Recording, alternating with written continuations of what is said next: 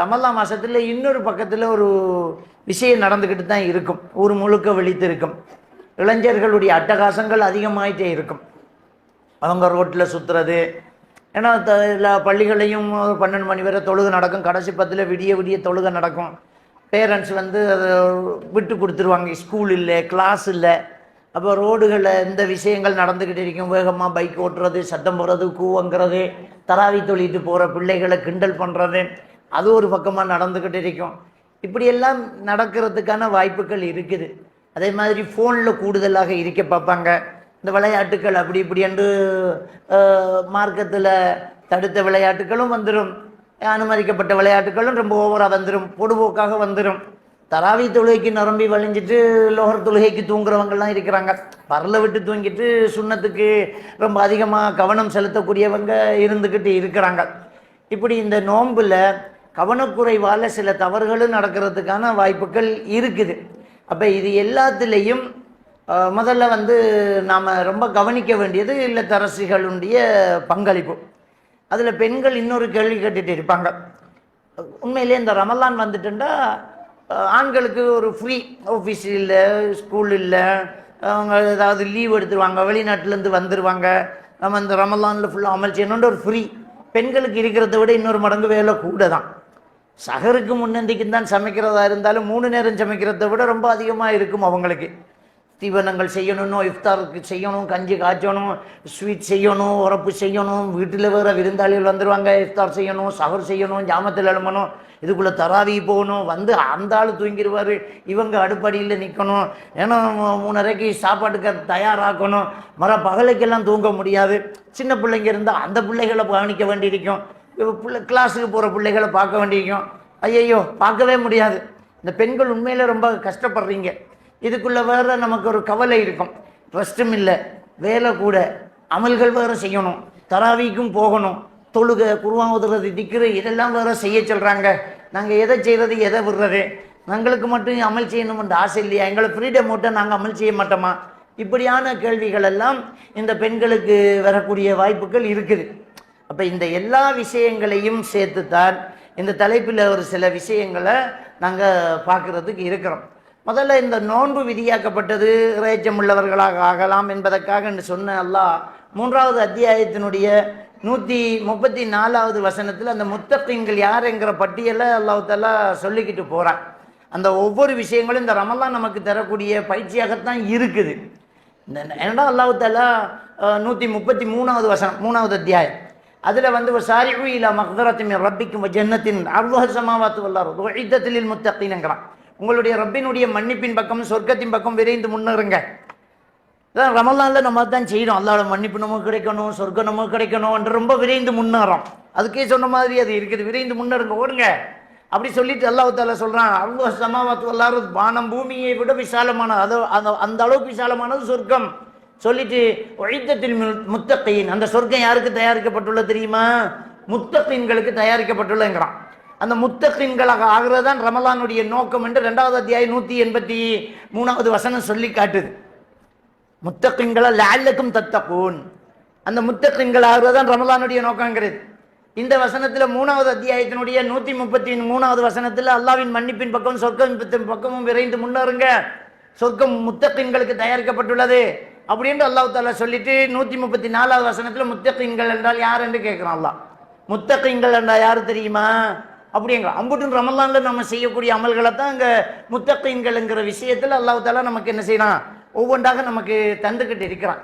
இப்போ முத்தகீன்கள்னால சுஜூதிலேயே இருந்துக்கிட்டு, திக்ர்லேயே இருந்துக்கிட்டு, குர்ஆன்லேயே இருக்கிறது என்று மட்டும் நம்ம நினைக்கக்கூடாது.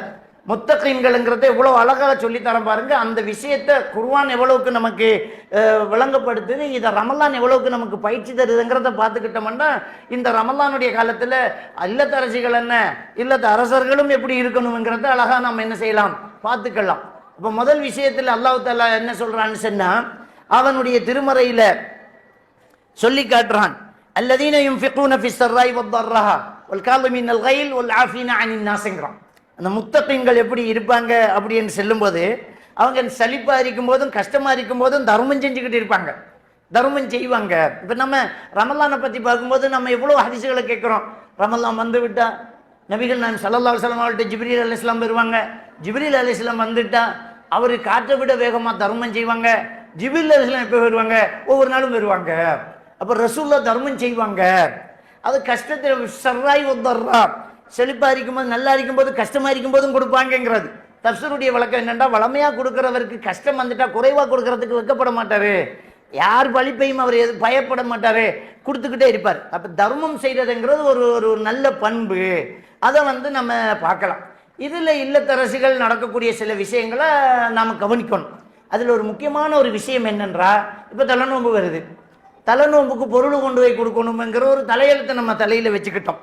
சம்பந்தக்காராக்கள்கிட்ட போகணும், மாமி மச்சிக்கிட்ட போகணும், மாமனாட்ட போகணும், மச்சின வீட்டுக்கு போகணும். அப்பாடா, இதுக்கே வேற நமக்கு பெருநாள் செலவு கொண்டு இருக்கு, தலைநோம்பு செலவு கொண்டு இருக்குது. இதுக்கு நம்ம அது ஒரு கடமையா தலையில அள்ளி கொட்டிக்கிட்டோம். தலைநோம்புக்கு பொருள் கொண்டு வரணும். குறிப்பா ஈச்சம்பழம், ஏதாவது ட்ரிங்க்ஸ் கரைக்கிறது, பால்மா, சீனி, சமைக்கிறதுக்கு கறி, இது ஒரு செட்டு நம்ம வச்சிருக்கிறோம். நம்ம இந்த தலைநோம்பு வந்தால் இப்போவே கடையில் வியாபாரத்துக்கு ஈச்சம்பழம், ட்ரிங்க்ஸு கரைக்கிறது, பாலுதா, இதெல்லாம் பாலுதா பவுடர்லாம் என்ன செய்கிறாங்க, இந்த ஃபலுதா பவுடர்லாம் எடுத்து விற்க தொடங்கிடுவாங்க. அப்போ இதே ஒரு பெரிய ஒரு செலவு. ஒரு ஃபேமிலிக்கு 5000 ரூபா கொடுக்க வேண்டிக்கும். 10 ஃபேமிலி இருந்தால் 50,000 ரூபா என்ன செய்யுது, நமக்கு தேவைப்படுது. அதை விட ஃபேமிலி கூட இருந்தால் லட்சக்கணக்கில் தேவைப்படுது. அப்போ இந்த விஷயத்தில் நம்ம ரொம்ப கவனிக்க வேண்டிய என்னென்றால், இது நமக்கு இறைவன் சுமக்கக்கூடிய ஒரு சுமை அல்ல. அப்படி எதிர்பார்க்கவும் கூடாது, நம்ம அப்படி நினைக்கவும் கூடாது. இதை கொண்டு போனதான் உறவு நீடிக்கும், இப்படி இருந்தால் தான் பேசின கல்யாணம் தொடர்ந்து நடக்க மாட்டோம். அப்படி ஒரு கல்யாணம் தேவையில்லை. மார்க்கத்துக்கு பிறனாங்க தலைநோம்பு வந்த பேசி வச்ச மாப்பிள்ள என்ன கொண்டு வந்தாங்க அவங்க அப்படின்னு நம்ம நினைச்சிட்ட மனுஷன்னா அது என்ன இருக்காது. பெண்களுடைய சத்தம் கீழே கேட்குதுங்கிறாங்க. கொஞ்சம் பெண்கள் கொஞ்சம் சத்தத்தை குறைச்சிக்கோங்க, அல்லாஹ் ரஹ்மத் செய்வான். அப்ப இப்படி பொருளை கொண்டு போய் கொடுக்கறத கட்டாயமாக்கிக்கிட்டு இந்த இல்லாத ஒரு விஷயத்தை செய்யறதுக்கு இறைவன் தடுத்த இன்னொரு விஷயத்தை கவனம் இல்லாம செஞ்சுக்கிட்டு இருக்கிறாங்க. என்ன, தலைநோம்பு வருது, சாமான் கொண்டு போய் ஆகணும், பேக்கு போகணும், ஈடு வச்சுக்குவாங்க. அல்லாட ரஹ்மத்தை எடுக்கிற இந்த மாசத்தை அல்லாட ஒரு லானத்தோட, அல்லாட சாபத்தோட, அல்லா ரசூலோட யுத்தம் செய்யற இந்த வட்டியோட நம்ம தொடங்கக்கூடிய ஒரு சூழ்நிலை வருது. நகையை கொண்டு அடகு வச்சு, ஈடு வச்சு, காசு எடுத்து அந்த காசுல பொருள் கொண்டு போய் குடும்பங்கள் சந்தோஷமா இருக்கும்னு நம்ம நினைச்சா நம்ம செய்த தவறு. அப்ப அந்த எதிர்பார்ப்பு இருக்குது, செஞ்சுக்கிட்டு போங்க. அதுல இன்னொரு விஷயத்தை பார்க்கணும். எதை செஞ்சாலும் லாபத்தோட செய்யறதானே. எந்த ஒரு பொருள், இந்த பொருளை வேண்டி விட்டா நமக்கு 10,000 ரூபா லாபம் பெறுது, அதே காசுக்கு தான் வேண்டி விட்டா 2 லட்சம் ரூபா லாபம் பெறுதுன்றா எதை பார்ப்போம்? அதுதானே பார்ப்போம். ரமலானுக்கு முன்ன, தலைநோம்பு வாரத்துக்கு முன்ன, இன்னும் ஒரு நாளையில ரமலான் வந்துடும், இப்பவே பொருள் போகணும்னு நீங்க தர்மம் செய்றீங்களே, இதே ரமலான்ல செஞ்சா பல மடங்கு நன்மை கிடைச்சிருமே. ரமலான்ல செய்யறதுக்கு பல மடங்கு நன்மை இருக்குது. அப்ப நோம்புக்குள்ள செய்யுங்களேன். அப்ப இந்த தலைநோம்புக்கு பொருள் கொண்டு வரங்கிற ஸ்டைல மாத்தணும். நம்ம அப்படி ஒன்று இல்லை, வழங்கிட்டா வச்சுக்கோங்க. தர்மம் செய்யணுங்கிறது இருக்குது, அல்லாஹ் குர்ஆன்ல சொல்லிட்டான். முத்தகீன்களுடைய பண்பு தர்மம் செய்யறது. அது ரமலான் தொடங்கட்டும் செய்யுங்க, தேவைப்பட்ட இடத்துக்கு பார்த்து பார்த்து செய்யுங்க. ரமலான் தொடங்கட்டும், அந்த மாசத்துல தர்மம் செஞ்ச நன்மை வரட்டும், பார்த்து பார்த்து செய்யுங்க. ஃபேமிலியில செய்யுங்க, குடும்பத்துல செய்யுங்க, பக்கத்து விட்டு செய்யுங்க, தேவைப்பட்டதை செய்யுங்க. வீண் விரயத்தை தவிர்ந்து கொள்ளணும்.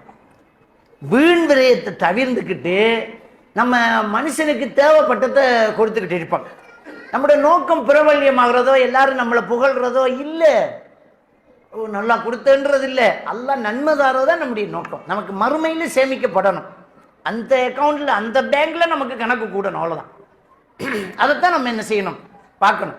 அப்ப தர்மம் செய்யறது ரமலான்ல ஒரு விஷயம்.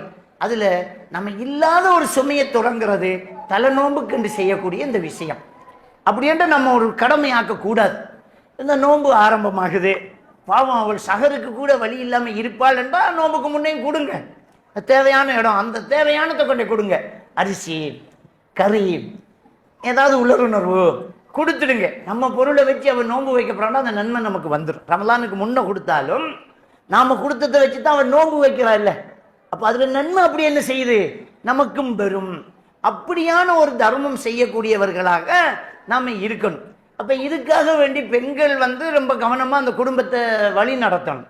பொதுவாக ஆண்கள் ரிஜாலு கவ்வாமுன அல நிசாங்கிறான்.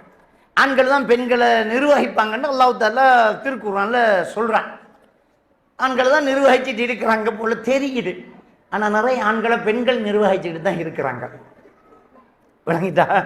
அது பெரிய ஆள் தான், அவர் தான் அந்த ஊருக்கு தலைவராக இருக்கலாம். பொண்டாட்டி முடிவெடுத்து அவருக்கு மீற முடியாத ஒரு சூழ்நிலை, அவருக்கு மாற்றுக்கருத்து சொல்ல முடியாத. இல்லை இல்லை அப்படி வேணாம், அது இல்லை. இன்னைக்கு பொருளோட வாரீங்க, 10 பார்சல் கொண்டு வாரீங்க, பொருள் கொடுக்கணும், இல்லாட்டி முகம் நின்றுவோம், பேச மாட்டேங்கிறான். அந்த தொல்லை தாங்க இயலாமல் அந்த ஆள் அந்த வேலையை செய்ய பார்க்கணும். விளங்கிட்டா? அப்போ முதல்ல நாம் என்ன செய்யணும்னு சொன்னால், மார்க்கத்தில் இருக்கிறது தான் செய்யணும், இல்லாத செய்யக்கூடாது. தலையில் சுமையை அள்ளி கொட்டாதீங்க, தேவையில்லாத கடன் படாதீங்க. முதல்ல இந்த ஈடு வைக்கிறது அடகு வைக்கிறதெல்லாம் விட்டுடுங்க. நம்ம வசதிக்கு ஏற்ற மாதிரி நாம் என்ன செய்யணும், வாழ்ந்துக்கிட்டு போகணும். லா யுகல்லிஃபுல்லாஹு நஃப்ஸன் இல்லா வுஸ்அஹா, சூரத்துல் பக்கராவினுடைய கடைசி வசனத்திலே சொல்கிறான். ஒரு ஆத்மாவுக்கும் அதனுடைய சக்திக்கு மீறி அல்லாஹ் என்ன செய்கிறது இல்லை, அவங்களுக்கு நிர்பந்தம் கொடுக்கறது இல்லை. இவ்வளவுதான் நமக்கு முடியும், அப்போ நம்ம அதை செஞ்சுட்டு போவோமே அப்படிங்கிற ஒரு விஷயத்தில் நம்ம ரொம்ப கவனமாக இருக்கணும். அப்போ தர்மம் செய்வது என்பது முக்கியமான ஒரு பண்பு, அதை நாம் என்ன செய்யணும், செய்யணும். அப்போ இல்லத்தரசிகள் இந்த நோன்பு தொடங்குறதுக்கு முன்னாடியே இல்லாத இந்த சுமையை நம்ம தலையில் தூக்கி சுமக்கவும் கூடாது, அதற்காக தேவையில்லாத கடன் படவும் கூடாது. முடியும், அதுக்கு முன்னே நம்ம கொடுக்கறதுக்கு தேவையான இடம் இருந்தால் நம்ம கொடுத்துக்குவோம். இதுக்கெல்லாம் கோவிக்கிற மாதிரி இருந்தால் நம்மக்கிட்ட மார்க்கம் இல்லைன்னு அர்த்தம். இதுக்கு இப்போ பேட்டைக்கு வரலன்ட்டு பேசாமல் இருக்கிறான்னா பேசாமல் இருக்கிறது தான் நல்லம்.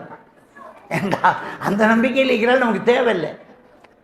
பிள்ளோட பேர்த்டேக்கு நாங்கள் சொல்லியும் வரல, நீங்கள் உங்களோட நாங்கள் பேச மாட்டோம்ன்ற ஒரு ஆட்சின்னா அல்ஹம்துலில்லாஹ் நீங்கள் பேசாதீங்கன்னு சொல்லுவோம்.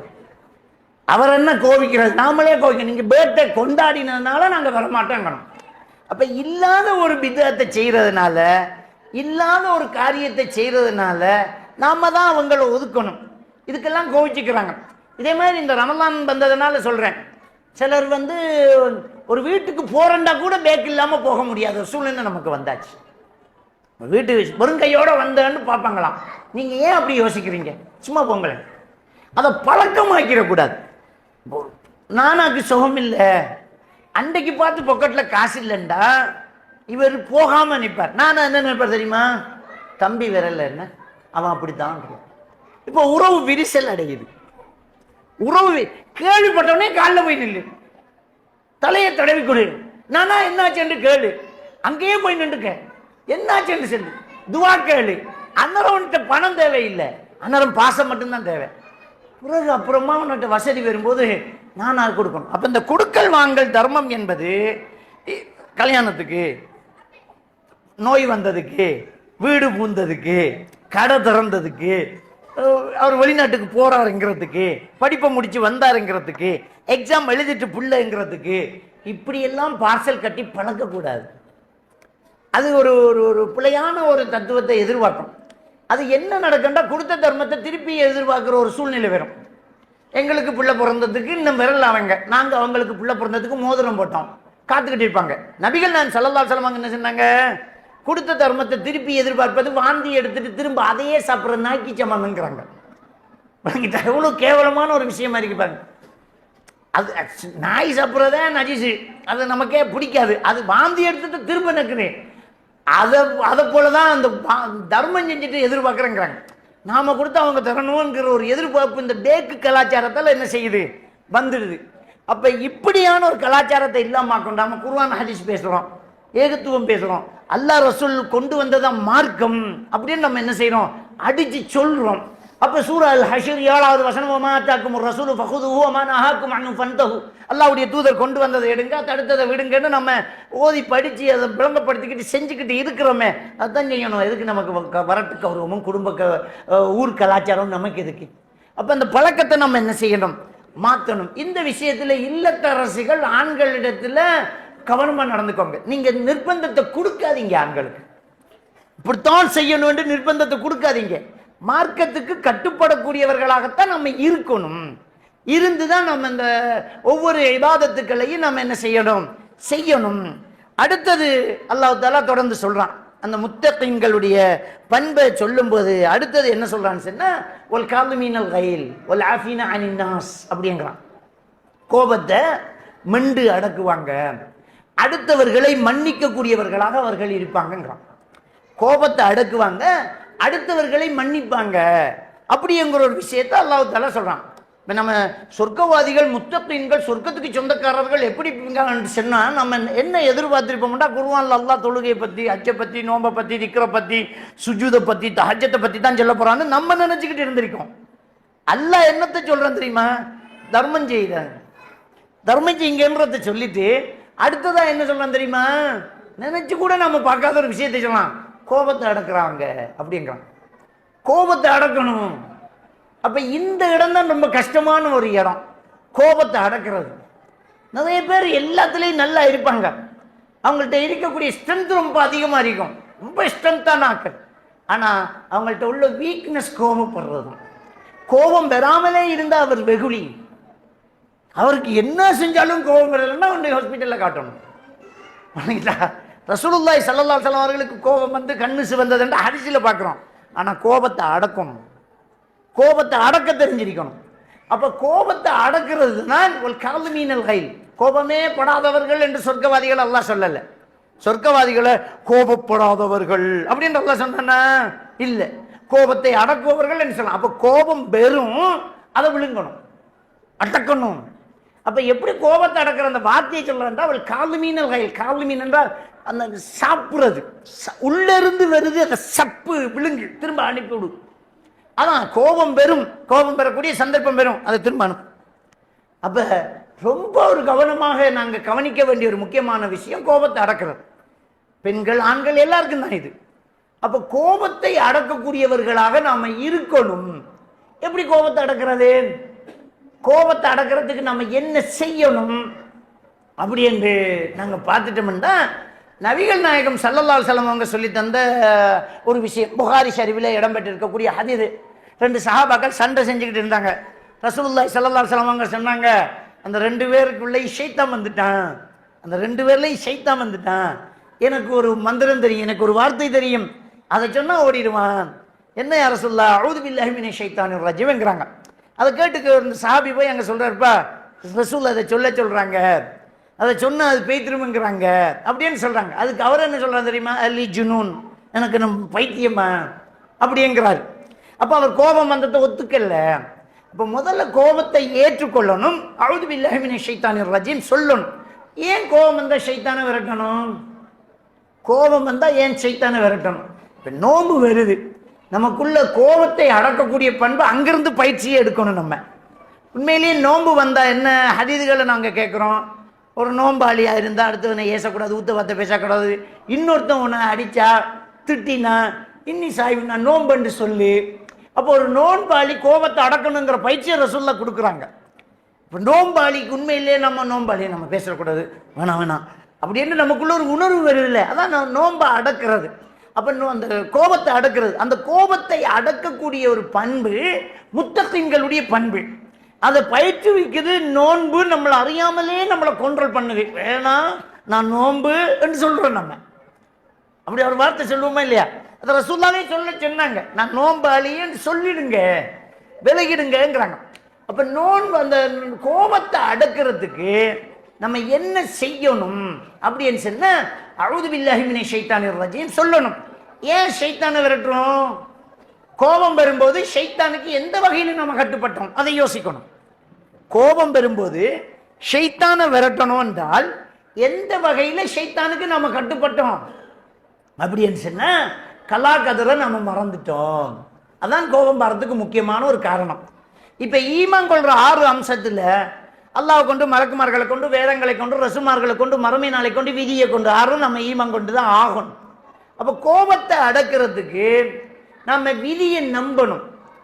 கோபம் ஏன் வருது என்றால், நடந்த ஒரு சம்பவத்தை எப்ப நம்மளால ஏற்றுக்கொள்ள முடியுமோ அப்ப கோபம் வராது, எப்ப முடியாதோ அப்ப கோபம் வரும். இப்போ ரோட்ல போகும்போது பக்கத்துல போற ஆட்டக்காரன் தண்ணி அடிச்சுட்டு போனா அதை ஏத்துக்க முடியல, மட்டும் நாசமா போனவன்னுருவோம், கண்ணை பிடவையில் வச்சு விட்டுற இடம்போம், பிறல போறான்னு சொல்லுவான். சில விரட்டிட்டு போய் அவனை பிடி என்னடா அப்படின்றான். பெண்கள்லாம் நின்ற இடத்துல நின்று திட்டுவாங்க, போறான் பாரு பிறல போறான்றாங்க. அவங்களால அந்த தண்ணி பட்டத்தை அடக்க முடியல, பச்சை தண்ணி தான். ஆனால் ஒரு சின்ன குழந்தைய தூக்கி வச்சுட்டு இருக்கிறோம், அது மடியில் யூரின் போயிடுச்சு, அதுக்கு என்ன செய்யுது? சின்ன பிள்ளை தானே, யூரின் போனது நார்மல் ஆகுது, மழை தண்ணி பட்டதே வெறியாகுது. அப்போ இதை மனசு ஏற்றுக்கொள்ளுது, அதை ஏற்றுக்கொள்ளல, அவ்வளோதான் வித்தியாசம். நம்மளே போய் சொல்லுவோம், ஐயோ பிள்ளைய கொஞ்சம் நேரம் தந்துட்டான், இப்படி செஞ்சுட்டானே, ஐயோ அப்படி என்னன்னா ஒன்றும் இல்லைம்மா, அதில் என்ன இருக்கு, சின்ன பிள்ளை தானேங்கிறோம். இந்த மனசு நடந்ததை ஏற்றுக்கிட்டா, இவர் இப்படித்தான், இது இப்படித்தான் அப்படின்னு ஏற்றுக்கிட்டா கோபத்தை நம்மளால அடக்க முடியுது. அப்போ ஒரு காலமீனல் ரயில், ஏன் இவன் இப்படி செய்கிறான் அப்படின்னு நினைக்கும் போது கோபத்தை நம்மளால் அடக்க முடியாது. வீடு ரெண்டாகும், கிளாஸ் தூளாகும். விளங்கிட்டா? அப்ப நம்ம முதல்ல என்ன செய்யணும்? ஷைத்தானை விரட்டுறோம். ஷைத்தானை விரட்டும் போது நம்ம நினைக்கணும், நம்ம கலாக்கதர் நம்பணும். ஏன் கலாக்கதர் நம்பணும்? எல்லாம் அல்லாஹ்வுடைய ஏற்பாடு தானே. வமா தஸ்குது மின் பரக்கத்தின் இல்லா யஅலமுஹா. சூரத்துல நாம் 59வது வசனத்தில் அல்லாஹ் தஆலா சொல்றானே, ஒரு மரத்தில் இருக்கிற இலை கூட அல்லாஹ்ட அறிவில் இல்லாம கீழே விழாதுன்றே, அல்லாஹ் ஏற்பாடு. சூரா அல் ஹதீத் 22வது வசனத்தில் அல்லாஹ் தஆலா சொல்றானே, மா அஸாப மின் முஸீபத்தின் ஃபில் அர்தி வலா ஃபீ அன்ஃபுசிக்கும். உங்களை இந்த உலகத்திலே நடக்கக்கூடிய ஒவ்வொரு விடயங்களையும் இல்லா ஃபீ கிதாபின் மின் கப்லி அன் நப்ரா. இதெல்லாம் படைக்கிறதுக்கு முன்னாடியே நம்ம எழுதிட்டோம்ங்கறான். அல்லாஹ்ட எழுத்து, அல்லாஹ்ட நாட்டம், அல்லாஹ்ட எழுத்து, அல்லாஹ்ட நாட்டம். அப்ப ஈமான் கொள்ற 6 விஷயத்துல ஒன்று கல்லாக்கத்து. அல்லாஹ்ட எழுத்து. கோபத்தை இப்போ கண்ட்ரோல் பண்றது லேஸ். இப்போ ஷைத்தானை லேசா விரட்டான், அவுது பில்லாஹி மினஷ் ஷைத்தானிர் ரஜீம். நான் கல்லாக்கதரை ஈமான் கொள்கிறேன், ஷைத்தானை விரட்டுறேன், அல்லாஹ்ட ஏற்பாடு, இவர் இப்படித்தான், இது இப்படித்தான் அப்படி என்று எடுக்கும்போது நமக்கு ஒரு நிதானம் பெறுது. நிதானம் என்பது ஒரு காலமீனல் கைல். ரசூலுல்லாஹி ஸல்லல்லாஹு அலைஹி வஸல்லம் சொன்னாங்க, எதிரியை வெட்டி வீழ்த்துவவன் அல்ல வீரன், தனக்குள் இருந்து வரும் கோபத்தை வெட்டி வீழ்த்துவன் தான் வீரன். வெளியிலிருந்து வர்றவனோட என்ன சண்டை பிடிக்க, வீட்டுக்குள்ளேயே சண்டை பிடிச்சுப்பாரு. வெளியில வரவன் அடிக்கிறத விட உள்ளுக்குள்ளேயே இருந்து வரவன் அடிச்சுப்பாரு. அப்போ அவ்வளவு ஒரு அழகான வார்த்தையை நபிகள் நாம் ஸல்லல்லாஹு அலைஹி வஸல்லம் சொல்றாங்க. சூரத்துல் லுக்மான் 14வது வசனத்தில் அல்லாஹ் தஆலா பொறுமையை பற்றி சொல்லிட்டு இன்னதாலிக மின் அஸ்மில் உமூர்ங்கறான். அந்த பொறுமை என்பது ஒரு வீர செயல்ங்கறான். பொறுமை ஒரு வீர செயல்ங்கறான். அப்போ பொறுமையா இருக்கிறதுக்கு கலாக்கதர் நம்பணும். பொறுமையா இருக்கணுமா இருந்தா கலாக்கதர் நம்பணும். கலாக்கதர் நம்பினா நடந்ததை ஏற்றுக்கொள்வோம். நடந்ததை ஏற்றுக்கொண்டால் சமாதானமாயிருவோம். சமாதானமானால் கோபத்தை மென்று விழுங்கிடுவோம். இப்ப நம்ம ரிலாக்ஸ். அப்ப இந்த விஷயத்துல நம்ம ரொம்ப கவனமா இருக்கு. பிள்ளைகள் விஷயத்துல, கணவன் மனைவி விஷயத்துல, குடும்ப விஷயத்துல, வெளி விவகாரங்கள்ல நமக்குள்ள சில கோபங்கள் வரும். அதாவது அதை ஏற்றுக்கொள்ள முடியாத அளவுக்கு அது கடுமையாக இருக்கும். உடனே என்ன நினைக்கணும், இப்படித்தான் அல்லாஹ் எழுதியிருக்கிறான் போல, இவர் இப்படித்தான், இது இப்படித்தான். ஒவ்வொரு பெண்களுக்கும் தெரியும், நம்ம புருஷன் இப்படித்தான், இந்த ஆள் இப்படித்தான் சத்தம் போடுவார், நம்ம பிள்ளை இப்படித்தான், இந்த வயசு இதுதான் அப்படிங்கிறத நம்ம புரிஞ்சுக்கிட்டாதான் நம்ம நிதானமாகும். நிதானமானதான் அதை கண்ட்ரோல் பண்ண முடியும். அந்த பிள்ளைகளை கூட நம்ம சமாளிக்க முடியும். இப்ப நமக்கு கோபம் வந்தா, பிள்ளை ஒரு பிரச்சனை படுத்துது, தப்பான ஒரு விஷயத்த மகன் செஞ்சுட்டான், மகள் செஞ்சுட்டா, உங்களுக்கு அதை ஏற்றுக்கொள்ள முடியல, கோபப்பட்டுட்டீங்க. கோபப்பட்டா நிதானமா அந்த விஷயத்தை ஹேண்டில் பண்ண முடியாது, கையாள முடியாது. நம்ம என்ன செய்வோம், கோபப்பட்டா நாம் அதை விட சத்தம் கூட போடுவோம், ஓங்கி பலாரன்னு ஒரு அறைவோம், சில வார்த்தைகளை கொட்டுவோம், திட்டுவோம், இதெல்லாத்தையும் நம்ம செஞ்சிருவோம்.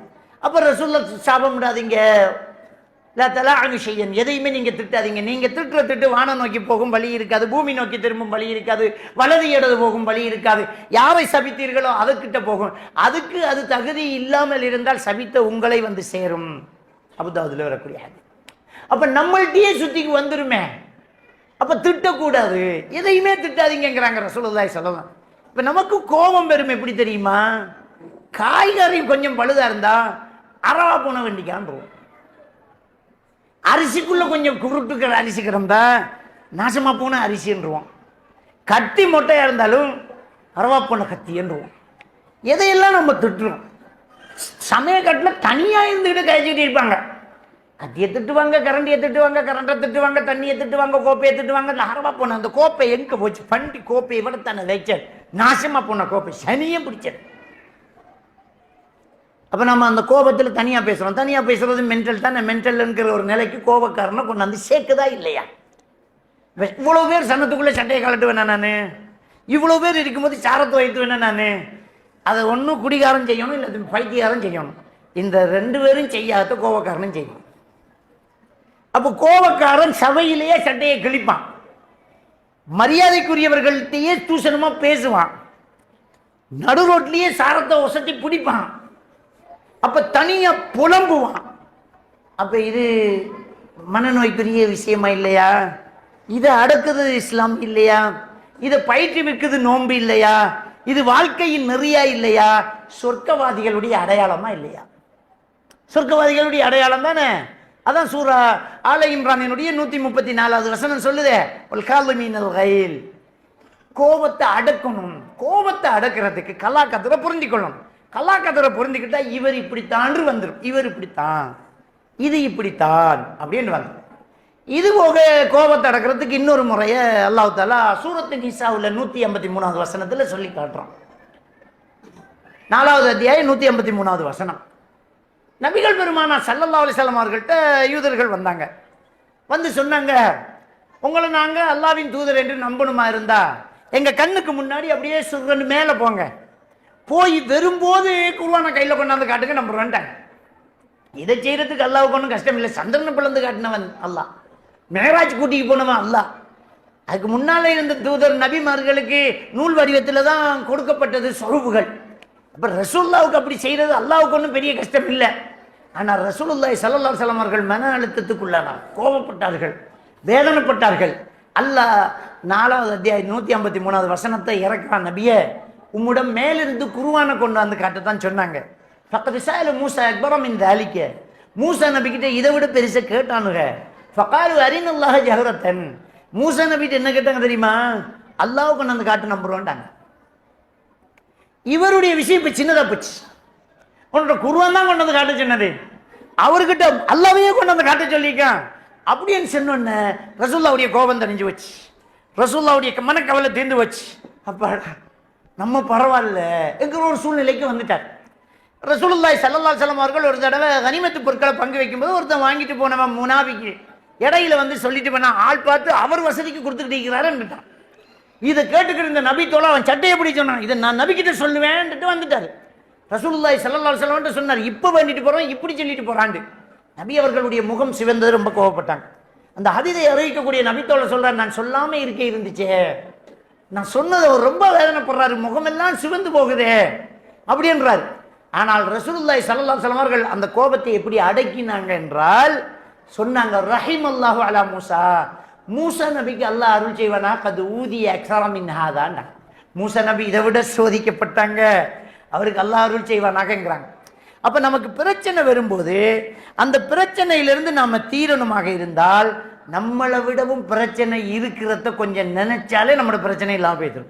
காசாவை நினைச்சா நமக்கு ஒன்றும் பிரச்சனை இல்லைதான், விளங்கிட்டா?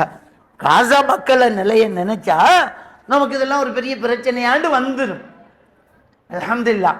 இப்ப செருப்பு நல்ல டிசைன் நம்படலையே இந்த கவலைப்படுறவனுக்கு காலே இல்லாதவனை கண்டா என்ன சொல்லுவான், அப்போடா செருப்பே இல்லாட்டி கூட பரவாயில்ல, அல்ஹம்துலில்லாஹ் கால் இருக்கு எனக்குன்றான். அப்ப நம்மளை விடவும் கஷ்டத்துல இருக்கிறாள பார்க்கும்போது கோபம் பெறும். அப்ப நம்ம எப்பவுமே ஆண்களோ பெண்களோ நமக்குள்ள இருக்கக்கூடிய அந்த கவலையை போக்குறதுக்கு, வேதனையை போக்குறதுக்கு, கோபத்தை போக்குறதுக்கு ஒன்று கலாக்கதிரை நம்பணும். இவர் இப்படி தாண்டு நினைக்கணும், நம்மளை விட கஷ்டத்துல இருக்கிறாங்கிறத கருதணும். இப்ப நோன்பு வந்தாலே சண்டை வரும், இவர் கொண்டு வருவாரு, இதை மனுஷன் சகருக்கு திம்பானா? உங்களுக்கு கறி பார்த்து வேண்ட தெரியாதா? வீட்டுக்குள்ள பிரச்சனை, நோம்புன்னு பார்க்காம சண்டை முகத்தை தூக்குறாரு, ஆக்கி கொட்டிருக்கேன் அவிச்சு கொட்டிருக்கேன் திண்டுட்டு சகர் செய்யுங்க அப்படின்னு. அப்ப அந்த நேரத்தை அவர் வசதி என்ன, இதுக்கும் வழி இல்லாம வெறும் கஞ்ச குடிக்கிற ஆட்களும் இருக்கிறாங்களே, இதுவாச்சு நமக்கு கிடைக்குதே அப்படின்னு நினைக்கும் போது அல்ஹம்துலில்லாஹ் ஏற்றுக்கொள்ள முடியுமா இல்லையா? மனசு சங்கமித்தால், மனசு ஏற்றுக்கொண்டால், மனசு வணிந்து போனால் வாழ்க்கை இன்பமாக தான் இருக்கு, எந்த பிரச்சனையுமே இருக்காது. சரி சரி என்று சொன்னால் சரி. எந்த ஒரு விஷயத்தையும் ஒரு ஆளுக்கிட்ட பேசும்போது கோபமா பேசினா அவரே ஏற்றுக்க மாட்டார், அதையே பணிந்து பேசினால் அவரும் ஏற்றுக்குவார், நாமளும் கூலாகிடுவோம். விளங்கிட்டா? அப்ப எப்பவுமே அந்த பேச்சில் கூட ஒரு மென்மையை கொண்டு வரணும். அப்ப ரசூல்லா நோன்புக்கு சொன்ன விளக்கம் என்ன? ஊத்த பேச்சு பேசாதீங்க, கோபப்படாதீங்க, சண்டைக்கு வந்தாலே நான் நோன்பாளின்னு சொல்லிட்டு போங்க அப்படிங்கிறாங்க. அப்ப பாசிட்டிவா சிந்திக்க சொல்றாங்க. அப்ப பாசிட்டிவா சிந்திக்கிறேன்டா என்ன? கட்டளை இடாமல் கருத்து சொல்ல பழகணும். தண்ணி கொண்டு வா என்று சொல்றதை விட தண்ணி தரலாமா அப்படி என்று கருத்தை சஜஷனா கொடுக்கிறது ஒரு ஆளுக்கு ஏற்றுக்கொள்ள வாசியா இருக்கும். அந்த கதவை பூட்டு அப்படிங்கிறத விட அந்த கதவை பூட்டலாமா அப்படின்னு ஓகே நோ ப்ராப்ளம் பூட்டிடுவார். அது ஏற்றுக்கொள்ள லேஸ், பணிந்து போக லேஸ், செயற்பட லேஸ். விளங்கிட்டா? அப்ப எப்பவுமே உரையாடல் நம்மகிட்ட எப்படி இருக்கணும்னா, அவர் கொண்டு வந்தது, அவர் வாங்கிட்டு வந்தது, இதை சகருக்கு மனுஷன் சாப்பிடுவானா அப்படின்னு சண்டை செய்யறதால திரும்பி அதை கடையில் கொண்டே கொடுக்கவும் மாட்டார். அதை அப்படி சண்டை செஞ்சா இதுதான் வேண்டுமே, திண்டா திணில்லாடி படுன்றான் அவன், அப்படி சொல்லிடுவான். சண்டை வரத்தான் போகுது. அப்ப பெண்கள் என்ன செய்யணும்? நல்லோம், இன்றைக்கு இதை சமைக்கிறேன், நல்லா இருக்கும், ஆனா இப்படி செஞ்சா, இப்படி ஒரு கறி வேண்டுனா இன்னும் சகருக்கு நல்லா சாப்பிடலாம், நாளைக்கு அப்படி பார்த்துக்கலாம், ஒரு பிரச்சனை இல்லை, கனவு மணி நல்லா தான் இருக்க போறீங்க. இப்ப எப்பவுமே அந்த முடிவு சரியா வந்தா ஓகே தானே, எதுக்கு வம்பு? வாங்கினதை நீ என்ன சண்டை உடைச்சாலும் அதுதான் பொருள், அதைத்தான் ஆக்கணும், வேற வழியில் ரிட்டர்ன் போகாது, நல்லா தெரியும். வம்பு நமக்கு எதுக்கு? அப்போ நல்லோம், இதை இன்னைக்கு ஆக்கிடுவோம்.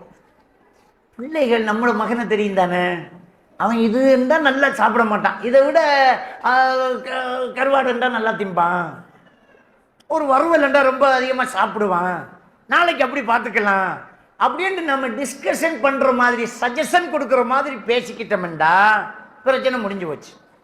அப்போ இது யார் கையில் இருக்குன்னா இல்லத்தரசி கையில் தான் இருக்குது. வாங்கிட்டா என்னதான் ஒரு வீட்டில் பொறுப்புகளும் கடமைகளை நிறைவேற்றுவதும் ஆணா இருந்தாலும் அதை சமாளிக்கிறது ஒரு பெண் தான். இந்த பெருமானார் ஸல்லல்லாஹு அலைஹி வஸல்லம் அவங்க ஹிரா குகையில இருந்து ஜிப்ரீல் அலைஹிஸ்ஸலாத்தை கண்டு பதறிக்கிட்டு பயந்துக்கிட்டு ஜம்முலூனி என்ன போத்துங்கன்னு பயந்துக்கிட்டு வரும்போது நல்லா யோசிச்சு பாருங்க, அவரை விட வயசுக்கு மூத்த ஹதீஜா ரலியல்லாஹு தஆலானு அவங்களை எப்படி சமாளிச்சாங்க. ஒரு பெண் இல்லத்தரசு எப்படி சமாளிச்சாங்க நம்ம எப்படி பார்ப்போம்? உனக்கு தேவையா? வீட்டுல இவ்வளவு இடம் இருக்கக்குள்ள அந்த குகைக்குள்ள போய் ஒன்னாரு இருக்க சொன்னார், என்னத்த பேய கண்டையோ பிசாச கண்டையோ, உனக்கு தேவைதான் இது, போத்த சொல்றான் போத்து. இப்படி சொன்னா எப்படி இருக்கும்? இல்லத்தரசு எப்படி கையாண்டாங்க? போத்தினாங்க, ஒன்றும் ஆகாதுன்றாங்க. உங்களுக்கு ஒன்றும் ஆகாது, நீங்க நல்லதையே நினைக்கிறவங்க, நல்லதையே செய்யறவங்க, விருந்தோம்பல் செய்யறவங்க, அநாதைகளை ஆதரிக்கிறவங்க, விதவைகளுக்கு துணை நிற்கிறவங்க, இயலாதவர்களுக்கு கை கொடுக்கிறவங்க, நீங்க இவ்வளவு செய்யறீங்க, கண்டிப்பா உங்களுக்கு எந்த பிரச்சனையும் இருக்காது, நல்லதான் நடந்திருக்கு, ஒன்றும் பயப்படாதீங்க. அமைதி ஆயிட்டாங்களே நபிகள் நாயகம் ஸல்லல்லாஹு அலைஹி வஸல்லம். இதுதான் இல்லத்தரசு. அப்போ ஒரு இல்லத்தரசி தன்ற கொண்ட்ரோல்ல தான் அதை ஈரப்பேனாக்கி பெருமாளாக்கின்னு சொல்லுவாங்க தமிழ்ல. அப்படியே பயங்கரமா ஊதி பெருக்க வச்சு ஊட்டையே ரெண்டாக்குறதும் அவங்க தான். ஒரே வார்த்தை சொல்லி பெரிய பூகம்பத்தையே சிம்பிள் ஆக்குறதும் அவங்க தான். ஒரே வார்த்தை, ஒன்றும் இல்லை போங்க. இதெல்லாம் பெரிய விஷயமே இல்லை. மனுஷனுக்கு சுனாமி வரலையா? மனுஷன் நடுத்தருவுக்கு வரலையா? மண் சரிஞ்சு விழலையா? எல்லாம் ஒன்றும் இல்லை போங்க அப்படின்னு சொன்னா அமைதியா இருந்துட்டு போறான். நாமளே ஆம்பளையா நான் இருந்தாவன்னா வெட்டிட்டு ஜெயிலு போய்ப்போன்னு சொன்னா நல்லா இருந்தவன் கட்டிட்டு இருக்கிறான். அப்ப அந்த இல்லத்தரசுகள் என்ன செய்யணும்னு சொன்னா, கோபத்தை கண்ட்ரோல் பண்ணணும், அதுக்கு மாதிரி பேசணும், சஜஸ்ட் பண்ணணும், கமெண்ட் பண்ணக்கூடாது, கட்டளையிடக்கூடாது. கொண்டு வாங்கிறத விட கொண்டு வரலாமாங்கிறது தான் சிறப்பு. அப்ப அந்த வீட்டை ரொம்ப கவனிக்கிறது அவங்க தான். ஒரு பெரிய பிரச்சனையை தும்பா தூசியா மாத்துறதும் அவங்க தான்.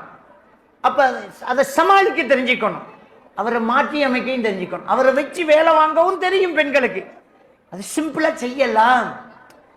காட்டு விலங்கு புலி சிங்கத்தை எடுத்து மெல்ல மெல்ல பயிற்சி கொடுத்து அதை வச்சு சர்க்கஸ் காட்டுது எத்தனையோ பெண்கள்.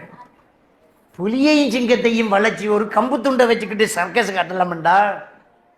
புருஷனையும் மாப்பிள்ளையும் வளைச்சி போட்டு குடும்பத்தை சந்தோஷமா ஓட்டிட்டு போறதுக்கு எவ்வளவு நேரமாகும் பெண்களுக்கு? அந்த சாதுரியம், அந்த சாமர்த்தியம் பெண்களுக்கு உண்டு. அல்லாஹ் அந்த திறமையை கொடுத்திருக்கிறான். நம்ம என்ன சொல்லுவோம்? நம்ம வளமையா என்ன செய்வோம்? நம்ம வளமையா பேச்சு வாக்குல என்ன செய்வோம்?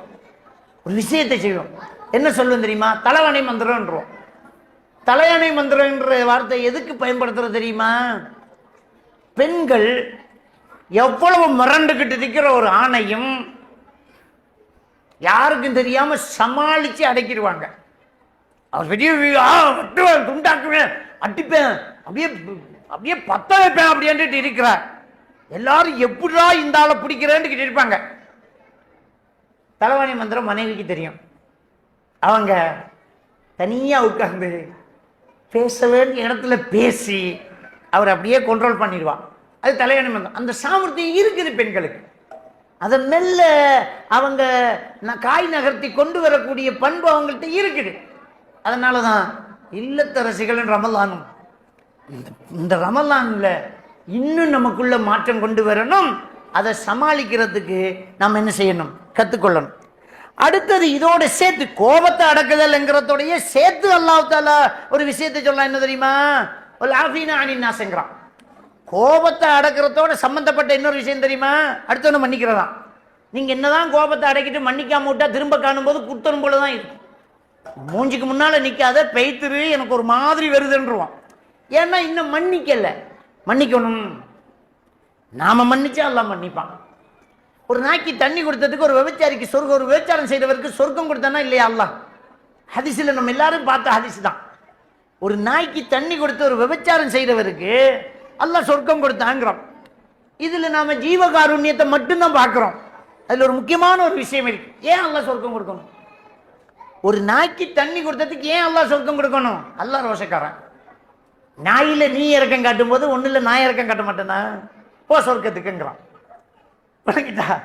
நாம மன்னிக்காட்டி அல்லாஹ் எப்படி நம்மள மன்னிக்க போறான்? நீ ஏன் உனக்கு அநியாயம் செஞ்சு எவ்வளவு பேரை மன்னிச்சிருக்கிற? உன்னை மன்னிச்சுட்டு போட்டுருவான் அல்லாஹ். அப்போ ஆஃபீனா அனின் நாஸ், அடுத்தவர்களை மன்னிக்கணும். மன்னிக்கணும். நம்ம ஸல்லல்லாஹு அலைஹி வஸல்லம் சொல்றாங்க, அல் பாதி பிஸ்ஸலாம் பரி மினல் கிப்ர்.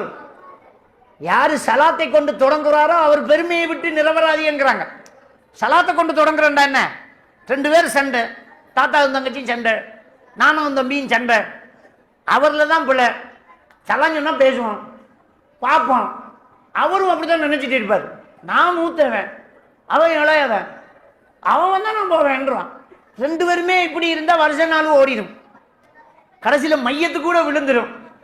நேற்று வரைக்கும் வருத்தமா இருக்கும் போது போகாம இப்ப போனா அந்த மனுஷி எந்த கத்துவான்னு போகாமலே விட்டுருவான். கடைசியில குடும்பமே 2ஆயிரும். இப்ப ரசூலுல்லாஹி ஸல்லல்லாஹு அலைஹி வஸல்லம் என்ன சொன்னாங்க? சலாம் சொல்லி தொடங்கு, நீ பெருமையற்றவன்ன்றாங்க. பிள்ளை அவர்களே இருக்கட்டும். உனக்கு அண்ணன் தானே, உனக்கு அண்ணா தானே, உனக்கு நானா தானே, உனக்கு தாத்தா தானே, உனக்கு தாய் தானே, உனக்கு தகப்பன் தானே, சலாம் சொல்லு. என்ன ஆயிட போகுது? என்ன குறைஞ்சிட போகுது? யார்கிட்டயே சொறி சொல்றோம். நம்ம யாருன்னு தெரியாது, இடிச்சுட்டு சொறி என்றுவோம். நம்ம இன்னொன்றுவான். யாருன்றே தெரியாம சொறி சொல்றோம். பக்கத்துல போகல சொறி சொல்றோம்.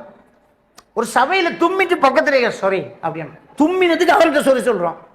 அப்ப பொண்டாட்டிய சொறி சொன்னா என்ன? தம்பிக்கிட்ட சொறி சொன்னா என்ன? நானா கிட்ட அஸ்ஸலாமு அலைக்கும் நானா?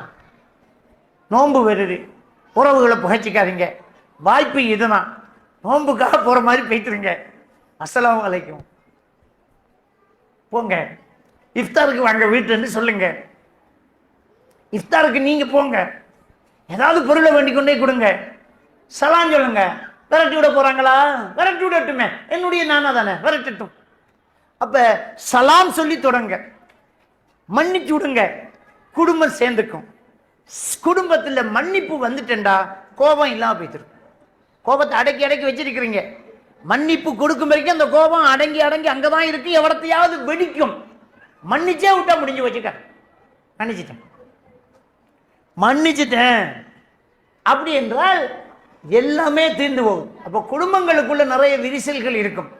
நம்ம உம்மா தான், நம்ம அப்பா தான், நம்ம நானா தம்பி தான், மன்னிச்சுடுவோமே, இதான வாய்ப்பு, நல்ல வாய்ப்பு. குடும்பம் சேர்ந்துருவோமே, புனிதமான ரமலானே, அல்லாஹ் எனக்கு இறக்கப்படணும், அல்லாஹ் எனக்கு அருள் செய்யணும், அல்லாஹ் என்னை மன்னிக்கணும் என்று தானே ரமலானை எதிர்பார்க்கிறோம். அப்ப நானும் இறக்கப்படணும், நானும் மன்னிக்கணும், நானும் விட்டு கொடுக்கணும், நானும் சேர்ந்து நடக்கணும். அப்படின்னா என்ன, அல்லாஹ் ரோசக்காரன் இல்லை? நாக்கி தண்ணி கொடுத்தா நான் உனக்கு இறக்கம் காட்டுவேன்னு சொல்றான் இல்லையா அல்லாஹ்? அப்ப நீயே மன்னிச்சுடு. சில்மன் கத்தாக்குங்கிறாங்க ரசூலுல்லாஹி ஸல்லல்லாஹு அலைஹி வஸல்லம். சில்மன் கத்தாக், வெட்டியவனே ஒட்டி வாழங்கிறாங்க. அவன் வெட்டினாலும் பரவாயில்ல, நீ சேர்த்துக்க. அவன் வெட்டினாலும் நீ சேர்த்துக்க, வெட்டியவனே ஒட்டி வாழங்கிறாங்க. அப்ப நம்மளே போய் சேருவோமே, நம்மளே போய் பேசுவோமே. அதான் ஆஃபீனா அனின் நாஸ், அடுத்தவர்களை மன்னிக்கிறது. அப்ப இப்படி மன்னிச்சுக்கிட்டு போனோம் என்றால் கோபத்தை அடக்கிறது லேசாக இருக்கும். இது முக்கியமா இந்த முத்தகீன்களுடைய பண்பாக அல்லாஹ் தஆலா தொடர்ந்து ஆல இம்ரானுடைய 134வது வசனத்துல சொல்றான். அப்ப இல்லத்தரசிகள் இதுல எடுக்க வேண்டிய ஒரு முக்கியமான ஒரு விஷயம் என்னென்றால், குடும்பத்தில் நடக்கிற விஷயங்கள கோபத்தை அடக்கி நடப்பதை ஏற்றுக்கிட்டு, இவர் இப்படித்தான் இது இப்படித்தான்ங்கிறத ஏற்றுக்கிட்டு பேசும்போது பாசிட்டிவா பேசி சமாதானப்படுத்தி அவங்கள மன்னிச்சு விட்டு கொடுத்து குடும்பத்தை கொண்டு போறது இல்லத்தரசிகளுடைய பொறுப்புகளாக என்ன செய்யும் இருக்கும். விளங்கிட்டா? அப்ப இந்த விஷயம் இருந்தால் தான் பிள்ளைகளை நம்ம கைட் பண்ணலாம், பிள்ளைகளை என்ன செய்யலாம், கண்ட்ரோல் பண்ணலாம். இது ரொம்ப முக்கியமான ஒரு விஷயம். நோன்பு வந்தாலே இல்லத்தரசிகள் செய்ய வேண்டிய ஒரு முக்கியமான ஒரு விஷயம் என்ன தெரியுமா? வீட்டு பொறுப்பே நம்மகிட்ட தான் இருக்குது. அப்படி இருக்கிறதுனால நாம் அவங்களுக்கு புத்திமதி சொல்றது, பிள்ளைகளுக்கு நம்ம சில விஷயங்களை சொல்லி கொடுக்கறது, கண்காணிக்கிறது. இப்போ இதை செய்ய முடியாமல் போகிறதுக்கு முக்கியமான காரணம், எல்லாருமே ஃபோனில் தலையை குனிஞ்சுக்கிட்டு அடிமை ஆகிட்டோம். நம்ம ஃபோனில் உட்காந்துட்டோம். பிள்ளைகள் பாவம், பிள்ளை நோன்பு, அவனை நோன்பு வாட்டும், அவனுக்கு ஒரு ஃபோனை கொடுத்துடுவோம். நம்ம அப்படி இல்லாமல் நாமளே பேசணும். இந்த ஃபோனை தூக்கி ஓரமாக வச்சுட்டு நாமளே பேசுறது, நாமளே ஹதீஸ் வாசிக்கிறது. இன்றைக்கு நம்ம என்ன செய்வோம், தர்ஜுமத்து குர்ஆன் வாசிக்கிற நாம ஆளுக்கு ஒரு பக்கம் வாசிக்கிறேன், இல்லாட்டி ஆளுக்கு ஒரு வசனம் வாசிக்கிறேன். எப்படி வாசிக்கிறீங்கன்னு பார்ப்போம், என்ன விளங்குறீங்கன்னு கேட்போம். அப்படி ஒரு விளையாட்டு, அது ஒரு விளையாட்டாக்குறது. நீங்கள் ஒரு வசனத்தை வாசிங்க, சரி அழகாக வாய்ச்சிங்க, இதில் என்ன உங்களுக்கு விளங்குது, நீங்கள் என்ன விளங்குறீங்க? நமக்கு தெரிஞ்சா சொல்லிக் கொடுக்குறோம், தெரியாட்டி நோட் பண்ணி வைக்கிறோம், கேட்டுக்கிறது. அடுத்த வசனம். அப்போ நமக்குள்ள ஒரு நல்ல கம்யூனிகேஷன் இருக்கும், பிள்ளைகள் நம்மளோட கண்ட்ரோல் இருக்கும். வெளியே போய் மத்தாக்களோட விளையாடுறது எந்த பொந்தில் என்ன வாம்பிருக்குன்னு தெரியாதுல்ல. இப்போ பிள்ளைகள் கெட்ட வார்த்தை பேசுதுன்னு சொல்கிறோமே, உண்மை என்ன? கெட்ட வார்த்தையா? கேட்ட வார்த்தை அதுதான் பேசுது பிள்ளைகள். அப்போ வெளியில் போய் கேட்டுக்கு வரான். அதை கேட்ட வார்த்தை பேசுறதுக்கு நம்ம வைக்கிறது கூடாது. ஏன்னா நம்மளோடையே வச்சிருந்தா கேட்ட வார்த்தை நல்ல வார்த்தை தான் வைக்கணும். நம்ம பிள்ளைக்கு முன்னால் நல்லா தான் இருப்போம், அடுத்தது நல்லா இருப்பானா? தெருவில் உள்ள பிள்ளை நல்லா இருக்குமா? அப்படிங்கிற விஷயத்தை நம்ம ரொம்ப கவனிக்கணும். தராவி தொழுவை நடந்துடும், தொழுதுகிட்டு இருப்போம். ஆண்களும் தொழிட்டு இருக்காங்க, பெண்களும் தொழிட்டு இருக்காங்க. இளவட்டுக்கள் வெளியில் நின்றோம். உம்மா நினைக்கிற பின் சப்புல மகள் நிற்காண்டு பாத்ரூமுக்கு போயிருக்காள்ன்ட்டு நினைக்கிறது. உம்மாட ஃபோனை வச்சுக்கிட்டு பொடியன்கிட்ட ஃபோன் பேசிட்டு மெசேஜ் பண்ணிக்க நிற்பான். இந்த காதல் கலாச்சாரம் கண்மூடித்தனமாக பரவிட்டு, எப்போ இந்த ஜூம் கிளாஸை தொடங்கினோமோ அப்போ 10 வயசுலேருந்தே லவ் ஸ்டார்ட்டு. அதுக்கு ஒரு ஃப்ரீடம் கொடுத்து, ஒரு வாய்ப்பு கொடுத்து, அதை மறுமலர்ச்சி உண்டாக்குறது தான் ரமலான்.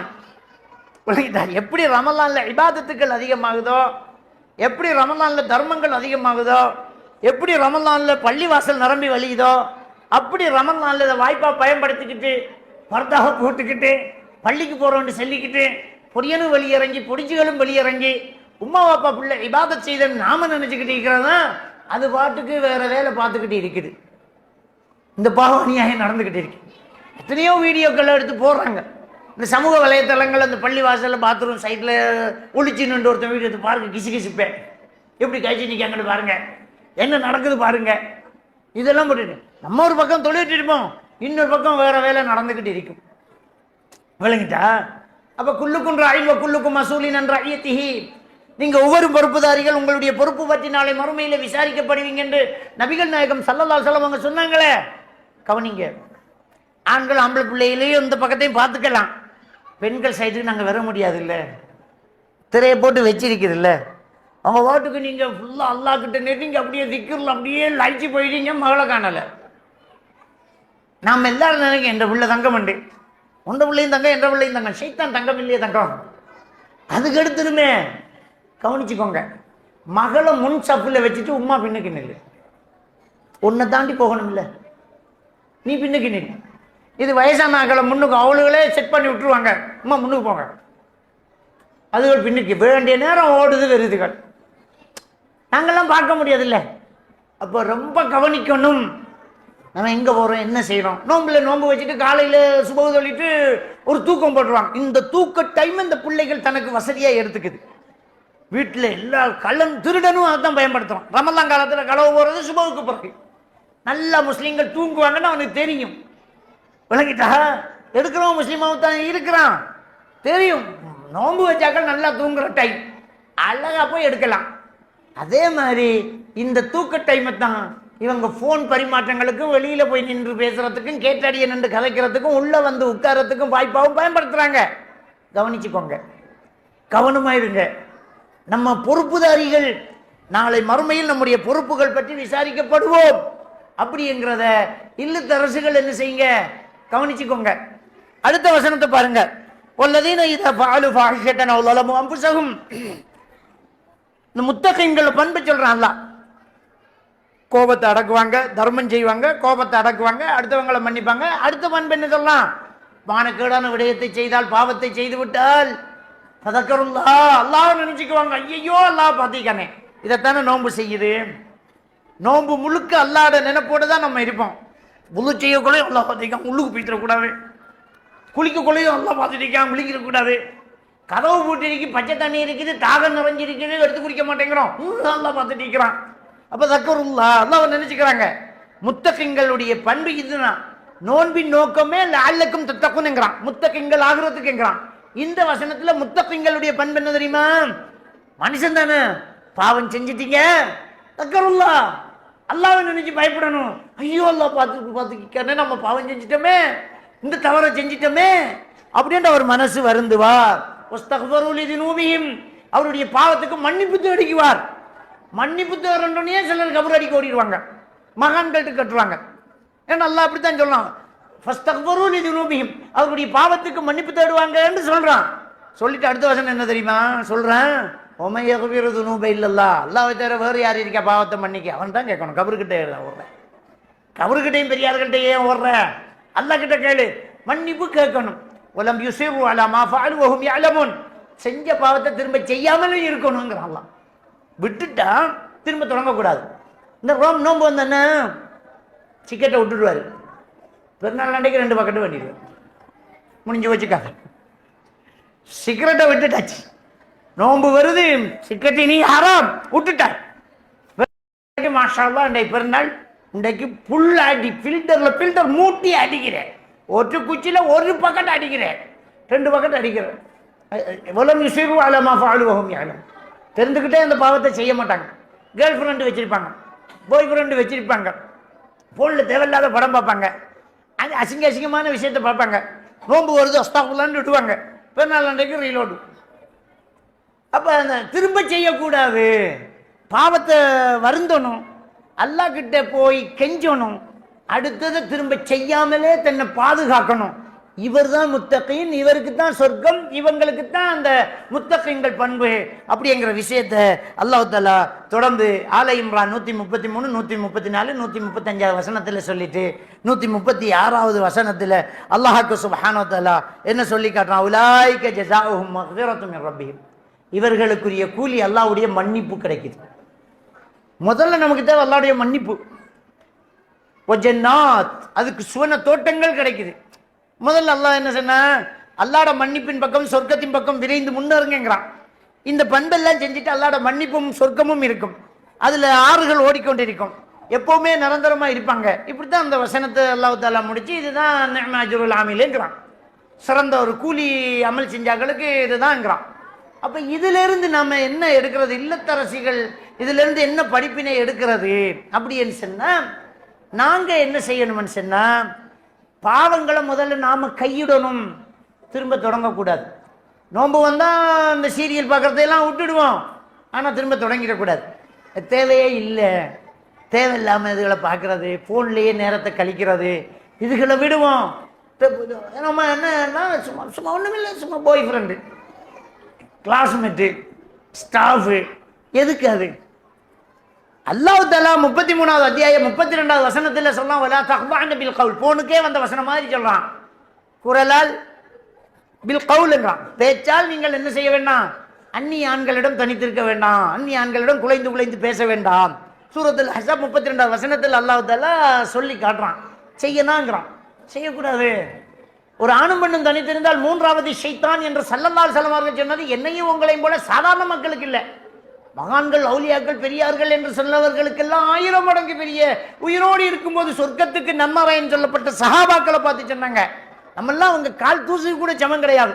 அந்த சஹாபாக்களை பார்த்து சொன்னாங்க, ஒரு ஆணும் பெண்ணும் தனித்திருந்தால் மூன்றாவது ஷைத்தானா நம்மெல்லாம் ஏமாத்துறோம். குரலால் எப்படி தனிச்சிருக்கிற? உடலால மட்டுமா தனிச்சிருக்கிறது? குரலாலையும் தனிச்சிருக்க கூடாது. தேவையில்லாத பேச்சு இருக்கு, தேவையில்லாத இண்டிவிஜுவல் கிளாஸ் வைக்கிறாங்களாம். இண்டிவிஜுவல் கிளாஸ் எதுக்கு வைக்கிறேன்? ஏன் இண்டிவிஜுவல் கிளாஸ் வைக்கணும்? எவ்வளோ பெரிய தப்பு நடக்குது. பிள்ளைக்கு ஓதி கொடுக்க அசரத்து வந்து போறாரு, பிள்ளை ஆம்பளை பிள்ளை தான், ஆனால் டீ கொண்டே கொடுக்கறது பொம்பளை பிள்ளையாச்சே, அம்மாவாச்சே. எதுக்கு இண்டிவிஜுவல் கிளாஸ்? எதுக்கு தனியான சந்திப்பு? 10 வயசை அடைந்தால் படுக்கையை பிரிக்க சொல்லி அல்லாஹ்வுடைய தூதர் தகப்பனுக்கும் தாய்க்கும் சொல்லி இருக்கிறாங்க. சொந்த பிள்ளைய கூட 10 வயசுக்கு மேல தூக்கத்துல பக்கத்துல வைக்கக்கூடாது. ஏனென்றால் தூக்கத்தில் நீ இல்லை, உன் கை எங்க படுதுன்னு உனக்கும் தெரியாது, அதுக்கும் தெரியாது. எவ்வளவு ஒரு கவனமான ஒரு மார்க்கம் இந்த மார்க்கம் பாருங்க. 10 வயசை அடைந்தால் படுக்கையை பிரி, விளங்கிட்டா? 7 வயசு அடைந்தால் தொழுகையை கொண்டு ஏவுங்க, 10 வயசு இருந்தால் தொழுகையை கொண்டு அடியுங்கன்னு தான் பயான் சொல்றோம். அதே ஹதீஸ்ல அடுத்த பகுதி என்ன தெரியுமா? படுக்கையை பிரியுங்க. 10 வயசு அடைஞ்சா ஆம்பளை பிள்ளையும் வாப்பாவா இருந்தாலும் சரி, பொம்பளை பிள்ளையும் உமாவா இருந்தாலும் சரி, தாத்தாவும் தங்கச்சியுமா இருந்தாலும் சரி, அண்ணனும் தம்பியுமா இருந்தாலும் சரி, 10 வயசானா தனி படுக்கலாம். தூக்கத்தில் நான் இல்லை, நீ இல்லை. அப்ப பெத்த தாய் தகப்பனே 10 வயசுக்கு மேல படுக்கையை பிரிக்க சொன்ன இஸ்லாத்துல இருந்துகிட்டு தனியா ஆட்டோவில் போக முடியுமா? தனியா சருக்கிட்ட கிளாஸுக்கு அனுப்ப முடியுமா? மௌலவி சாப்புக்கிட்ட தனியாக வகுப்பு எடுக்க முடியுமா? குர்ஆன் ஓதை கொடுக்கறதுக்கு நாம் என்ன நினைக்கிறோம்? அவர் மௌலவி, இது குர்ஆன், சந்தேகப்படக்கூடாது. ரசூலுல்லாஹ் நம்ம அந்த மௌலவி சாப்பை விட 1 கோடி மடங்கு பிரம்மாண்டமான சஹாபாக்களை பார்த்து தான் சொன்னாங்க, தனிச்சிருக்காத முடியாது. அது வானத்தால் விழுந்ததே இல்லை, ஷைத்தான் விளையாடிடும். மனுஷன் தான் அது. எத்தனை விஷயத்தை நம்ம கேள்விப்பட்டிருப்போம். அப்போ எல்லாரோடையும் இருந்து வந்துடணும். தனிமையாக இருக்கிறது, லேட்டாக போகிறது, 8 மணி பிறகு வகுப்பு போகிறது, கிசுக்கிறது, ஃபோனில் மெசேஜ் பண்ணுறது, ஃபோனில் கொடுக்கறது, கவனமாக இருங்க. நம்மளும் தனியாக சரியாக இருக்கணும். நம்ம வீட்டுக்கு வர விருந்தாளிகளுக்கு வீட்டில் ஹிஜாபுடைய ஒரு பேச்சு இருந்தால்தான் பிள்ளைகள் அதை கவனிக்கும். வீட்டில் வர மாப்பிள்ளோட கூட்டாளிக்கு நாம போய் தண்ணி கொடுத்தா என்ன செய்யணும்? வைஃபுக்கு சலாஞ்சன்னு சொல்லுங்க, எப்படி இருக்கிறீங்க, நல்லா இருக்கிறீங்களான்னு போய் பக்கத்துல இருந்து காய்ச்சிட்டு இருந்தா பிள்ளைக்கு அஜ்னபி மஹரம் உறவு விளங்குமா? ஒரு வீட்டில் சின்ன வீடோ பெரிய வீடோ, வசதி இருக்குதோ இல்லையோ, கேட்டின் முக்கியம். ஆண்கள் பகுதி வேற, பெண்கள் பகுதி வேற, அவ்வளவுதான். அதுல ரொம்ப கவனமா இருக்கணும். பஸ்ஸில் போகும்போது பக்கத்து சீட்டில் ஆம்பளை இருந்தால் எழும்பிக்கிட்டு போகிறான், இருக்க மாட்டேங்கிறோம். ஆனால் ஃபோனில் மட்டும் 30 ஆம்பளைகளோட தனிச்சிருக்கிறோம், கமெண்ட்ஸ் பண்ணுறோம், லைக் பண்ணுறோம், ஷேர் பண்ணுறோம். அவன் எவனோ போட்டோன்னே சூப்பரங்கிறான். எதுக்கு உனக்கு? எதுக்கு இந்த தேவையில்லாத வேலை? அப்போ அஜ்னபி மஹரமி உறவு பேணி நம்ம பாவத்தை விட்டு விலகி இதை ரொம்ப கவனிக்கக்கூடியவர்களாக இருக்கணும். அப்போ இல்லத்தரசிகள் தான் அந்த வீட்டை சமாளிக்கணும். நன்மை ஏவி தீமையை தடித்து பிள்ளைகளை தன்னுடைய கொன்றோல வச்சிருக்கணும். அதில் முக்கியமான ஒரு விஷயம் என்ன தெரியுமா? ரொம்ப கவனிக்கணும். நம்ம பெண்களுக்கு ரொம்ப கவலையான ஒரு விஷயம் என்ன? சஹருக்கும் சமைக்கணும், தஹஜ்ஜத்துக்கும் தராவிக்கும் போகணும், வீட்டு வேலையும் பார்க்கணும், இபாதத்தும் செய்ய முடியாது அப்படின்னு நீங்கள் நினைக்கிறீங்கல்ல. ஒரு விஷயத்தை புரிஞ்சுக்கோங்க, நீங்கள் சமைக்கிறதும் ஒரு இபாதத்து தான், பிள்ளைகளை பராமரிக்கிறதும் ஒரு இபாதத்து தான். கவனிச்சுக்கோங்க. ஏன்னா இன்னமல் அமாலு பின்னியாத்ங்கிறாங்க நபிகள் நாயகம் ஸல்லல்லாஹு அலைஹி வஸல்லம் அவர்கள். அமல்கள் எல்லாம் எண்ணத்தை கொண்டுதான் அங்குறாங்க. நாம் இந்த பிள்ளைகள் நோன்பு வைக்கிறதுக்கு, மாப்பிள்ளை நோன்பு வைக்கிறதுக்கு, இவங்க பள்ளிக்கு போகிறதுக்கு அந்த ஏற்பாடுகள், அவங்க உடுப்பை ரெடி பண்ணுறோம், அவங்களுக்கு சாப்பாடை ரெடி பண்ணுறோம், பிள்ளைகளை கவனிக்கிறோம், பிள்ளைகளுக்காக எழும்புகிறோம். கண்டிப்பாக உங்களுக்கு அந்த நன்மை கிடைக்கும். அவங்க தஹஜ்ஜத் தொழுத நன்மையும் உங்களுக்கு கிடைக்கும். இது ரொம்ப கவனம். இப்போ ஒரு சிலர் என்ன செய்கிறாங்கன்னு சொன்னால், நான் தஹஜ்ஜத்துக்கு போகணும் அப்படிங்கிறதுக்காக சில வேலைகளை செய்யாமல் போய்த்துருவோம். நான் தஹஜ்ஜத்துக்கு போகணும், நான் கியாமுல் லைல் போகணும், நான் தராவிக்கு போகணும் அப்படிங்கிறதுனால குடும்பத்தில் வேற விரிசல்கள் எல்லாம் ஏற்படுது, வேற வேற விரிசல்கள் எல்லாம் ஏற்படுது. அப்போ அப்படி இருக்கக்கூடாது. கணவனுக்கு என்ன தேவை அதை கொடுங்க. அது ரமலாங்காலம், நான் நோன்பு, நான் தஹஜ்ஜத் தொடங்கணும், இதெல்லாம் தர முடியாதுன்று நீங்கள் அடக்கினீங்கண்டா மனுஷன் தவறு செஞ்சிருவான். அப்போ அது அல்லாஹ் அனுமதிச்சதை நம்ம என்ன செய்யணும்? செய்யணும். அதுவும் ஒரு இபாதத், அதுவும் ஒரு இபாதத்து தான். பிள்ளைகளுக்கு சமைச்சு வைக்கிறீங்க, வீட்டை கவனிக்கிறீங்க, கணவனை பிள்ளைகளை கவனிக்கிறீங்க, இதுகளை செய்கிறீங்க, கண்டிப்பாக அதில் நன்மை என்ன செய்யும்? நமக்கு கிடைக்கும். பெண்களுக்கு அந்த சிறப்பு இருக்குது. ஏன்னா ஆண்கள் பள்ளிக்கு போய் ஜமாத்தை தொழுவாங்கல்ல, பெண்கள் நீங்கள் வீட்டில் தொழுங்க, அந்த நன்மை கிடைக்கும். பெண்கள் வந்து கேட்டாங்க, அவங்கெல்லாம் ஜிஹாதுக்கு போகிறாங்க, நாங்கள் வீட்டிலேயே இருக்கிறோம், நீங்கள் வீட்டிலேயே பிள்ளைகளை பார்த்துக்கிறீங்க, அந்த நன்மை கிடைக்கும் அப்படிங்கிறாங்க. அப்போ நம்ம இதுகளை செய்கிறதுனால எங்களுக்கு இபாதத்து மிஸ் ஆகுதுன்னு நினைக்காதீங்க. உங்களோட எண்ணத்துக்கு கூலி கிடைக்கும். நீங்கள் அவசர அவசரமாக வீட்டிலையும் வேலை செய்யணும், சமைக்கணும், நேரத்தோட ஓடணும், பிள்ளைகளை பார்க்கணும், அதுக்குள்ளே கொஞ்சம் தொழுறீங்களா? ஒன்றும் பயப்படாதீங்க. நின்று நின்று தொழுது ஃபுல்லாக நின்றாக்களுக்குரிய நன்மை நீங்கள் கொஞ்ச நேரம் நின்றதுக்கே எல்லாம் தூக்கி தந்துடுவான். இன்னமெல்ல அமாலு பின்னியா, அமல்கள் எல்லாம் அந்த எண்ணத்தை கொண்டு தான் அப்படிங்கிறத நபிகள் நாயகம் ஸல்லல்லாஹு அலைஹி வஸல்லம் என்ன செய்றாங்க? சொல்லி காட்டிட்டாங்க. அதனால் அந்த கவலையை நம்ம விட்டுருவோம். நம்ம அந்த கவலையை விட்டுட்டு கண்டிப்பாக நமக்கு கூலி கிடைக்கும். நாம் இதை சரியாக கவனிக்கணும், பிள்ளைகளை கண்காணிக்கணும், கணவனை கண்காணிக்கணும், அமல்களை தூண்டிவிடணும், ஆசைகளுக்கு நம்ம அந்த ஆசை ஊட்டி அவர்களுக்கு என்ன செய்யணும்? இவங்களுக்கு நேர்வழிப்படுத்தணுங்கிறதுல கவனமாக இருக்கணும். பெண்கள் நினைச்சா இதை சாதிக்கலாம். இந்த ரமலான் வருஷத்தில் ஒரு தடவை தான் வருது. அவ்வளோ பெரிய நன்மை இருக்குது. அல்லாஹ் அவ்வளோ பெரிய அருளை செய்வான். ஒரு சிலர் என்ன செய்வாங்க? ரமலான்லாம் உழைக்கணும், ரமலான்லாம் பெட்டிச்சு போடணும், நெருப்பில் நிற்கணும், கஞ்சி காய்ச்சணும், பிஸ்னஸை பார்க்கணும், நெருப்பில் நிற்கணும், எனக்கு நோன்பு முடிக்க முடியாது, தொழிலை பார்க்கணும், வாய்ப்பை பயன்படுத்தணும், காற்றுள்ள போதே தூத்திக்கோ அப்படின்னு சொல்லும்போது பக்கவாத்தியம் பண்ணிடக்கூடாது, பக்கபலமாக இருந்துடக்கூடாது பெண்கள். நாங்கள் என்ன சொல்லணும்டா, ரிசுக்கு இழக்கிறவன் அல்லாஹ், ரிசுக்கு இழக்கிறவன் அல்லாஹ். சூரத்துல் ஹூத் 6வது வசனத்தில் அல்லாஹ் தஆலா சொல்கிறான், ஒமாமின் தாபத்தி ஃபில் அர்லி இல்லா அல்லாஹி ரிசுக்குஹா, இந்த உலகத்தில் உள்ள ஒவ்வொரு உயிருக்கும் ரிசுக்கு பொறுப்பை நான் எடுத்துட்டேங்கிறான். அல்லாஹ் ரிசுக்கை எடுத்து தான் தருவான். இது வருஷத்தில் ஒரு தடவை வாரது. அடுத்த வருஷம் உயிரோடு இருப்போமோ இல்லையோ தெரியாது. இந்த ரமலான் தான் கடைசி ரமலான் கூட இருக்கலாம், நமக்கு அடுத்த வருஷம் இருப்போமோ இல்லையோ தெரியாது. வாய்ப்பை பயன்படுத்தணும். இந்த ரமலான் மாசத்தில் ஒரு இரவு இருக்குது, அது சூரத்துல் கத்ர்ல அல்லாஹ் தஆலா சொல்றான், இன்னா அன்ஸல்னா ஃபீ லைலத்துல் கத்ர். இந்த குர்ஆனை லைலத்துல் கத்ர்ல, கத்ருடைய இரவில் இறக்கினோம். அந்த லைலத்துல் கத்ர் கைரு மின் அல்ஃபி ஷஹர், 1000 மாதங்களை விட சிறந்தது ஒரு இரவு பாதி நாள். 1000 மாதம் என்பது 83 வருடங்களை விட அதிகமாக இருக்குது. 83 வருடங்கள் சொச்சம் ஒரே இரவு அமல் செஞ்ச நன்மை நமக்கு கிடைக்குது. அவ்வளவு நாளைக்கு பெட்ரி சுட்டு வித்தா எவ்வளவு நம்மக்கிட்ட வரப்போகுது? நீ என்ன செய்ய போற? அல்லாஹ் அலினருக்கு கிடைக்கும். அப்ப பெண்கள் சொல்லணும் ஒன்றும் இல்லை, நமக்கு முக்கியம் இந்த ரமலான்ல நீங்க நோன்பு வைக்கணும். ஒரு நோன்பு நீங்க விட்டுடக்கூடாது. உங்களுக்கு நோன்பை பிடிச்சிக்கிட்டு எம்பட்டு செய்யலாமா அம்பட்டு செய்யுங்க, அல்லாஹ் அருள் செய்வான்னு பெண்கள் சொல்லி தைரியத்தை உண்டாக்குங்க. ரிசுக்கு பொறுப்பு அல்லாஹ் எடுத்துட்டான்னு குர்ஆன்ல சொல்லும் போது என்னமோ மந்திர மாதிரி தெரியும். நேரடியாக பார்த்தோம், நம்ம ரிசுக்கு பொறுப்பு அல்லாஹ் எடுத்துட்டான்னு சொன்னதை நேரடியாக பார்த்தோம். கொரோனா வந்துச்சு, 3 வருஷம் இழுத்து மூடிட்டோம் கடையை. சந்தைகள் இல்லை, சந்திப்புகள் இல்லை, எவனாவது பட்டணி கிடந்து செத்தானா? 3 வருஷம் கொரோனா வந்து கடையை பூட்டினோமே, ரோட்டுக்கு போகலையே, வியாபாரம் பண்ணலையே, வேலைக்கு போகலையே, எவன் செத்த? சிலர் என்ன சொல்றாங்க தெரியுமா? ஓடி ஓடி வேலை செஞ்சதை விட இப்பதான் நல்ல சாப்பாடு கிடைக்குது, அதை விட இன்னைக்கு நல்ல சாப்பாடு கிடைக்குது. ஒரு காலு எக்ஸிடென்ட் பட்டு பேண்டேஜ் போட்டு 6 மாதம் படுத்த குடும்பம் செத்து போகலையே, ஏதாவது ஒரு மாற்று வழி நடக்குதா இல்லையா? அப்போ மாச கணக்கில் ஹாஸ்பிட்டலில் ஒரு வீட்டுக்கு உழைக்கக்கூடிய ஆம்பளை ஓட்டில் இருக்கிறான், எக்ஸ்ட்ரா செலவு வருது அந்த அவ்வளோ காலத்துலேயும். வளமையாக செலவழிக்கிறத விட அவர் ஹாஸ்பிட்டலில் இருக்கும்போது எக்ஸ்ட்ரா செலவு. ஒவ்வொரு நாளும் ஆட்டோ பிடிச்சி சாப்பாடு கொடுக்கணும் வரணும், டீ கொண்டு போய் ஊற்றி கொடுக்கணும் வரணும், அதுக்கு வேறு செலவு. இதெல்லாத்தையும் சேர்த்து சமாளித்து எப்படியோ பொழுது போகுதா இல்லையா? அப்போ என்ன அது? அல்லாஹ் ரிஸ்க் அளிக்கிறான். ஏன் இந்த ரமலான்ல செய்ய முடியாது? இந்த ரமலான்ல நோன்பு பிடிக்காம தொழில் செஞ்சு நமக்கு காசு வந்து அப்படியே பறந்துருவோமா? இந்த உலகமே கையில் கிடைச்சாலும் அல்லாஹ்வோட ஈமானும் இஸ்லாமும் கிடைக்கிற மாதிரி இருக்குமா? சூரத்துல் மாயிதா 36வது வசனத்தில் அல்லாஹ் தஆலா என்ன சொல்றான்? இன்னல்லதீன கஃபரு லவ் அன்ன லஹும் மா ஃபில் அர்தி ஜமீஅ வ மிஸ்லுஹு மஅஹு.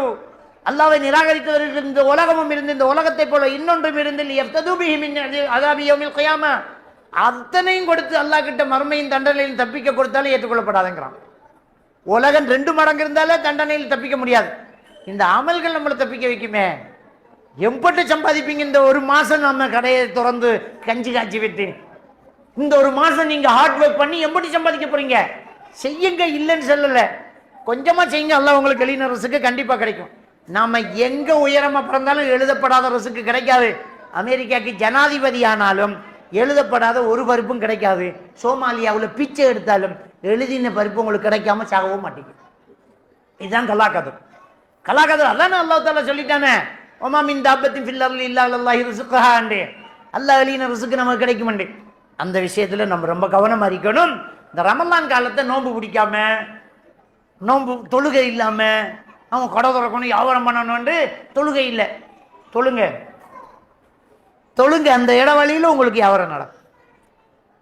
தொழுகையே இல்லாம நீங்க வியாபாரம் பண்ணி எவ்வளவு சம்பாதிக்க போறீங்க? தொழுகையே இல்லாட்டி நம்ம சொர்க்கம் போக முடியுமா? சூரத்து நிசா 103வது வசனத்தில் அல்லாஹ் தஆலா தொழுகையை பற்றி என்ன சொல்றான்? இன்ன ஸலாத்த கானத் அலல் முஃமினீன கிதாபம் மவ்கூத்தாங்கறான். இந்த தொழுகை மூமின்களுக்கு ஒரு நேரம் குறித்த கடமையாக்கப்பட்டுள்ளதுங்கிறான். அந்த தொழுகையை விடக்கூடாதுங்க. சூரா அல் முத்தஸிர் 42 43வது வசனத்தில் சக்கர் என்கிற நரகத்தில் அவர்கள் இருக்கிறார்களே, மா சலக்கக்கும் ஃபி சக்கர், எதுக்கு இதுக்குள்ள வந்தீங்கன்னு கேட்கப்படும். லம் நகும் மினல் முஸல்லின், நாங்கள் தொழாம இருந்துட்டோம்னு அவங்க சொல்லுவாங்கங்கிறான். அப்ப தொழுகை ரொம்ப முக்கியம். அந்த தொழுகையை விட்டுறாதீங்க. நோன்பை விட்டுறாதீங்க. நோன்பு காலங்கள் இதுக்கு பயிற்சி கொடுங்க. முக்கியமான விஷயம். இன்னொரு முக்கியமான விஷயத்தை நம்ம கண்டிப்பா பேசி ஆகணும். கடைசி 10ல் இன்னும் கண்டிப்பா நம்ம அமல் செய்யணுங்கிறான். கடைசி 10ல் தான் லைலத்துல் கத்ர் இரவு. இல்லைங்களா? ரசூலுல்லாஹி ஸல்லல்லாஹு அலைஹி வஸல்லம் சொன்னாங்க, லைலத்துல் கத்ர் இரவு கடைசி 10 ஒற்றை இரவுகளில் தேடுங்கள் என்றாங்களே. அப்ப கடைசி 10ல் தான் அந்த லைலத்துல் கத்ர் இரவு இருக்குது. அந்த கடைசி 10ல் தான் தொழுகையாளிகள் குறையுது பள்ளிக்குள்ள. ஏன்? உடுப்பெடுக்கிற கலாச்சாரம் ஸ்டார்ட். கடைசி 10ல் தான் கடையா ஏறுறது. வழங்கிட்டா கடையில் எப்படி புருஷன்கிட்ட சொல்றங்க, மாப்பிள்ளைகிட்ட எப்படி சொல்ற தெரியுமா? இப்ப நோன்பு திறந்த உடனே போனோம்னா தராவிக்கு வந்துடலாம், சுபகாகும் பாரத்துக்கு. கடையில் இருக்கிறத புரட்டி எல்லாத்தையும் பார்த்து போட்டு ஒரு டிசைன் பிடிக்கல, வாங்க அங்க போகும். இப்படியே இங்க இருந்து தியாரி வரைக்கும் போய்த்துருவோம். கடைசியா பெஸ்டா பார்த்த கடை தான் நமக்கு சரியா இருக்கு, அங்க போவாங்க. இதை பெஸ்டாவே எடுத்துட்டு போய்க்கல. அன்றைக்கு தராவி இல்லை, அன்றைக்கு எல்லா ஃபங்க்ஷனும் போயிடுச்சு. அப்ப இபாதத்து செய்யற டைம் கடைசி 10ல் பெருநாள் உடுப்பு எடுக்கிற கலாச்சாரம் ஸ்டார்ட். அது பகலையில் எடு, இல்லாட்டி இப்பவே எடுத்து வச்சிருங்க. பெருநாள் உடுப்பு எடுங்க, அதில் என்ன தலையை போட்டு பிக்கிறேங்கிற. உண்மையில அந்த முடிவெடுக்க முடியாமல் முழிச்சுக்கிட்டு இருக்கிறது ஒரு மனநோய் தான். கோர்ட்டிசோல் ஹோமோன் இம்பேலன்ஸ் ஆனா தான் முடிவெடுக்க முடியாம இருப்பாங்க. அதாவது ஒரு கடையில் போய் 2 ஷர்ட் எடுங்க, இதை எடுக்கிறோம், இதை எடுக்கணும், இதை எடுப்போமா, இதை எடுக்கணும், இதை எடுக்கிறதா, இதை எடுக்கிறது. அப்படியே தடுமாறும்போது கடைக்காரன் இன்னொரு ஷர்ட்டை தூக்கி போடுவான். இது அதுவும் நல்லத்தான் நினைக்கணும், அதை எடுக்கணும். சிலர் அதை போட்டு எடுத்து பொண்டாடிக்கானு 3 அனுப்பிங்க, இதில் எது டக்குன்னு செல்லு. முடிவு எடுக்க முடியாமல் முழிச்சுக்கிட்டு இருக்கிறது ஒரு மனநோயில் ஒரு வகை. நான் எடுக்கிற ஷர்ட்டு நான் எடுப்பேன், எதுவாக இருந்தாலும் ஷர்ட்டு தான். பார்சல் பண்ணிட்டு போனவன் தான் வாழ்க்கையில் முன்னேறுவான். கூட்டாளியை கூட்டிகிட்டு போகிறோம், சட்டை எடுக்கிறதுக்கு, ஒரு ஷர்ட் எடுக்கிறது, ட்ரௌசர் எடுக்கிறதுக்கு கூட்டாளி செலெக்ஷன் நல்ல மச்சான் பாடா, ஒரு ஷர்ட் எடுக்கணும் ஆண்டு ஏன்டா நீ அடுத்தவனை கூட்டி போற? நீ போய் பாரு எடி, அப்பதான் நீ ராஜா. தன்னம்பிக்கையும் ஆளுமையும் ஒரு ஆளுக்கிட்ட இருந்து அடுத்தவனை சார்ந்து நிற்கல. போறது கடையில் அதை பார்சல் பண்ண முடிச்சு 5 நிமிஷத்துல முடிச்சுக்கிட்டு வந்தா அவன் தான் வாழ்க்கையில முன்னேறிக்கிட்டு இருப்பான். இதுக்கே டைம் ஒதுக்கிட்டு இருந்தா அவனால வாழ்க்கையில முடிவெடுக்க முடியாம தோத்துக்கிட்டே இருப்பான். ஜெயிக்கணும், எடுத்தா போட்டுக்கிட்டே போ என்று சேர்த்து. எனக்கு பிடிச்சா நான் போடுவேன், அடுத்தவனுக்கு இல்லையே, எனக்கு இது பிடிச்சிருக்கு நான் போடுவேன், புலையாகட்டுமே, என்ன வந்துட போகுது, போயிட்டே இருப்போம் நம்ம. இது இந்த ஏரியாவெல்லாம் என்ன சுத்தி சுத்தி அந்த டிசைன் தான் வர போகுது. இல்லை என்ன இருக்குது? அப்ப இந்த முடிவெடுக்க முடியாம இந்த புடவை கடையில போய் படுற பாடு இருக்கு, அந்த கடைக்காரனை போட்டு பிரட்டி. அப்ப சர்வசாதாரணமா லேசா முடிக்கிற கேச அன்றைக்கு விடியே இருந்து கடையெல்லாம் போட்டு பிரட்டி கடைசியில முதல் போன கடைக்கு போய் அதை எடுத்துக்கிட்டு வார இந்த கலாச்சாரம் இருக்குதே. இது தயவு செஞ்சு இந்த ரமலானுடைய இபாதத்துக்குள்ள ஒட்டச்சு சுக்கு நூறாக்கும், அதை விட்டுறணும். அதுபோக இந்த ரமலான் காலத்துல இபாதத்துக்கு நாம போக வேண்டிய நாம இந்த கடைக்குள்ள ஒரசல் இருக்குதே, சுப்ஹானல்லாஹ். சிலர் இதுக்கே கடைக்கு போவான், கிரவுடு டைம் இல்லை, அப்படியே பூந்துக்கிட்டு போகணும், அவ்வளோதான். எக்ஸ்கியூஸ் மீ மேடம் சென்று போவான். இது அதுக்கு போற உடுப்புகள் இருக்குதே, வெளியில போறதுக்கு உடுப்பு வேண்ட போட்டுக்கு போற உடுப்பு இருக்குதே, அதை போட்டு தச்சாளா, தச்சு போட்டாளா, எப்படி இதுக்குள்ள பூந்தாளுங்கிறதையெல்லாம் நமக்கு யோசிக்க வேண்டியதா இருக்குது. அபாய போட்டினா எப்படி மேக்சிமம் அது கலட்டுறோம்னா இன்னொரு ஆள் தேவைப்படும் போல இருக்கும், அப்படி கத்திக்கு உர போட்ட மாதிரி. அப்ப இப்படி உடுப்புகளையும் நம்ம ரொம்ப மோசமாக உடுத்துக்கிட்டு அந்த கிரவுடுக்குள்ள ஒரு அஜ்னபி மகரமை பேணி அடுத்தவன் படுது, காலு படுது, கை படுதுங்கிறத கவனிக்காம போய் நம்ம போட்டு போற உடுப்புலையே கடையில நிக்கிறவன் இது உங்களுக்கு கரெக்டா இருக்குன்னு தாரான். உங்க உடுப்பு அப்படித்தான் இருக்குது. அந்த உடுப்பை பார்த்துட்டு நீங்க ஒன்றும் சைஸ் எல்லாம் சொல்ல தேவையில்ல, மேடம் இது உங்களுக்கு கரெக்டா இருக்கும் போட்டுப்பாரு. அவன் அவ்வளோ எக்ஸ்பீரியன்ஸ்ல இருக்கிறான். அப்ப தயவு செஞ்சு ஆடை கலாச்சாரத்துல ரொம்ப கவனமா இருக்கணும். ரமலான் காலத்துல இபாதத்தை விட்டு போட்டு கடையில சுத்துறதுல இருந்து விலகிறணும். ரமலான் காலத்துல சம்பாதிக்கணும், உழைக்கணும் வேண்டிட்டு இபாதத்தை கை விட்டுறாதீங்க. உழைங்க, தொழிச்சீங்க, இல்லைன்னு சொல்லல. எழுதின ரிஸ்க்குத்தான் தலைதறிக்க நீங்க நின்றாலும் கிடைக்கும், எழுதாத ரிஸ்க்கு நீங்க என்ன செஞ்சாலும் கிடைக்காது. கை நிறைய காசு இருந்தாலும் தொண்டையில் கட்டினா ஒன்றுமில்லை, பட்டையெல்லாம் போகும், ஒன்றும் இல்லை, முடிஞ்சு வச்சு. நம்மளோட பேரில் சீனி ஃபேக்டரியே இருந்தாலும் உங்களுக்கு சுகர் தம்பி சீனி இல்லாமல் தான் குடிக்கணுன்றான் டாக்டர். அப்போ இதான் அல்லா காத்திரி எழுத்து தான் கிடைக்கும், இல்லைன்னா கிடைக்காது. இதில் ரொம்ப ஸ்ட்ராங்காக இருந்துட்டோம் என்றால் இந்த ரமலான் காலத்தை ஹயாத்தாக்கினது நமக்கு கிடைச்சிடும். எனவே அன்புக்குரியவர்களே, இந்த ரமலானுடைய நோக்கம், நோன்பினுடைய நோக்கம் முத்தகீன் ஆகிறதுக்கு, முத்தகீன்கள் சொர்க்கம் போறதுக்கு. சொர்க்கம் போற முத்தகீன்களுடைய பண்பு நம்ம நினைக்கிற மாதிரி இல்லாம அல்லாஹ் தஆலா எவ்வளவு அற்புதமா சொல்லிட்டான்.